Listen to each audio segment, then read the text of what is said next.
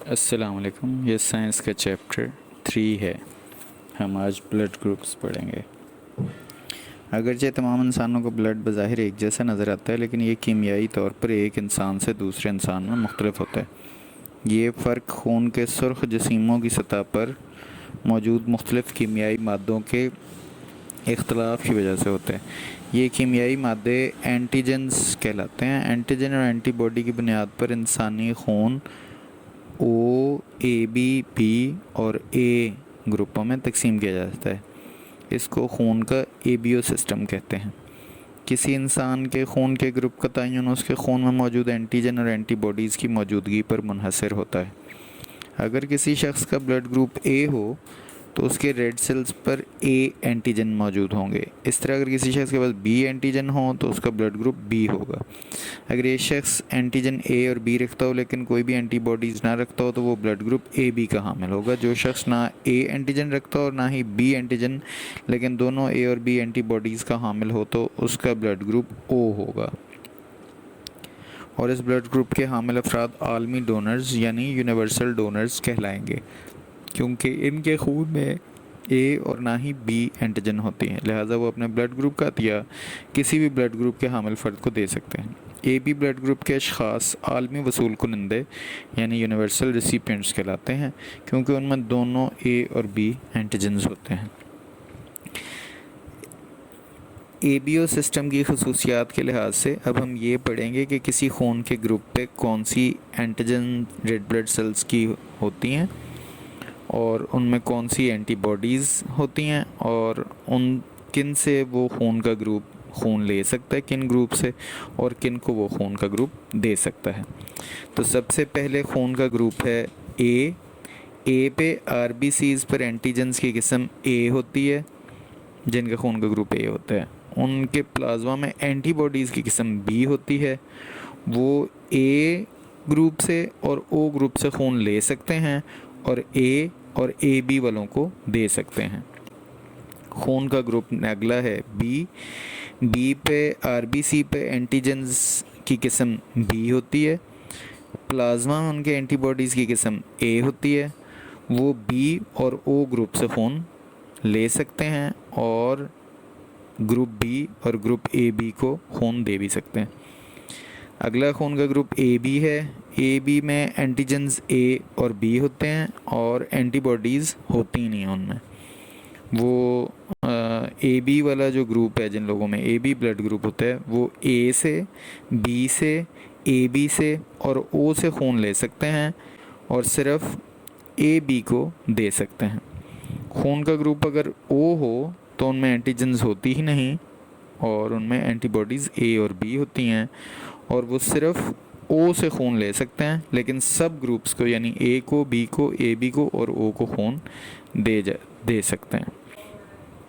Blood group ABO system के अलावा blood group का एक और निज़ाम आर एच सिस्टम भी है। आर एच सिस्टम मुस्बत और आर एच मनफी ग्रुप्स पर मुश्तमिल होता है। ये ग्रुप्स आर एच एंटीजन की मौजूदगी की वजह से पहचाने जाते हैं। आर एच नेगेटिव आदमी को आर एच पॉजिटिव खून नहीं दिया जा सकता और ना ही इसके बरक्स किया जा सकता है। आर एच अवामल की बुनियाद पर ब्लड ग्रुप ए माइनस या ए पॉजिटिव, बी माइनस या B positive, A B minus या A B positive, O negative या ओ पॉजिटिव होंगे। एक हामला आर एच माइनस औरत आर एच पॉजिटिव खून कबूल नहीं कर सकती, क्योंकि पैदा होने वाले आर एच पॉजिटिव बच्चे जो बाप से विरासत में मिला है को नुकसान पहुंच सकता है। ये चीज़ माँ के लिए ख़तरनाक है, इसलिए उसे अपने पहले आर एच पॉजिटिव बच्चा पैदा करने के बाद आर एच पॉजिटिव एंटीबॉडीज़ के इंजेक्शन लेने पड़ेंगे। आर एच फैक्टर का सिस्टम। खून की किस्म आर एच पॉजिटिव हो तो उस पर आर बी सी की एंटीजन की किस्म आर एच होती है और एंटीबॉडीज़ उसमें नहीं होती।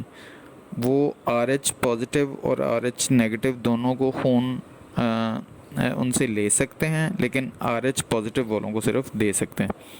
आर एच नेगेटिव वालों में एंटीजन्स होती ही नहीं, उनमें एंटीबॉडीज़ आर एच पॉजिटिव होती हैं।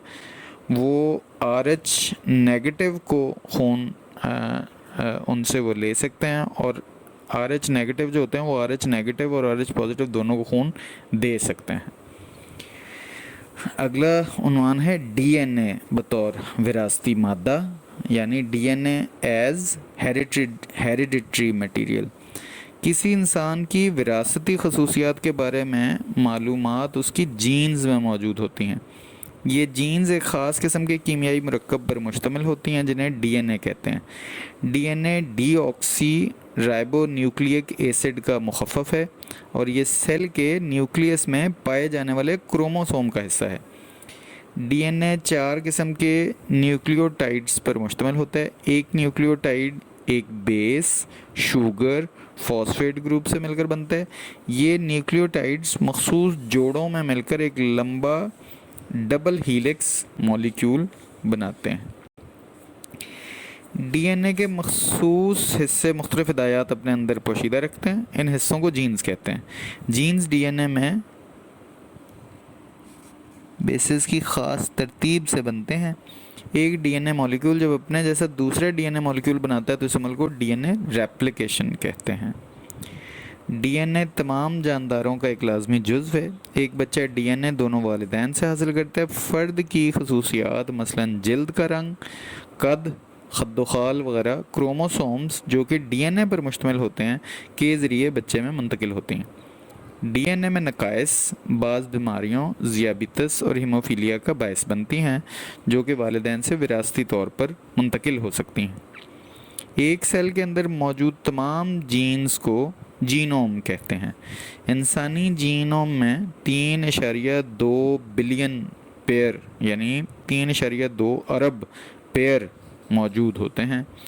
इंसानी जीनोम का 99.9% नक्शा या न्यूक्लियोटाइड की तरतीब तैयार कर ली गई है। ये मालूमात मेडिकल साइंस की तरक्की में बहुत ज़्यादा मुआविन हैं। शुक्रिया। अस्सलाम वालेकुम।